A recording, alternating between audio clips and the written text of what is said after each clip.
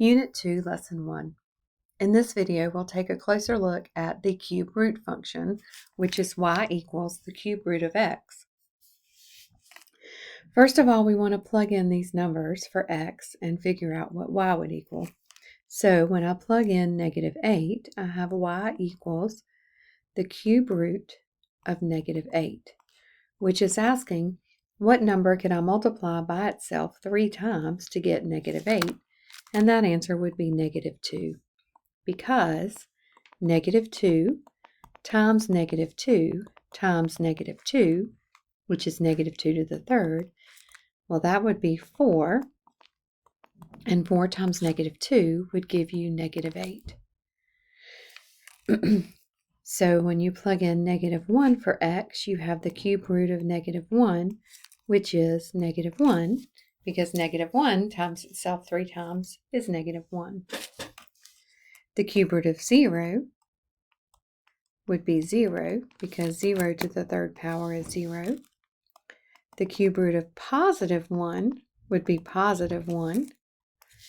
And then the cube root of +8 would be +2. So now if I plot those points,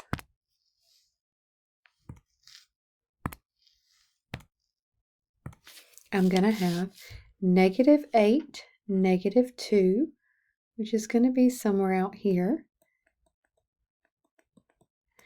I also have -1, -1, 0, 0, 1, 1, and 8, 2, which is going to be somewhere out here.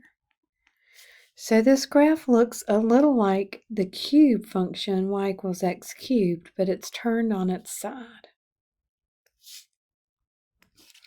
So now to fill in the characteristics or properties of this graph, the graph is going to go forever left and right.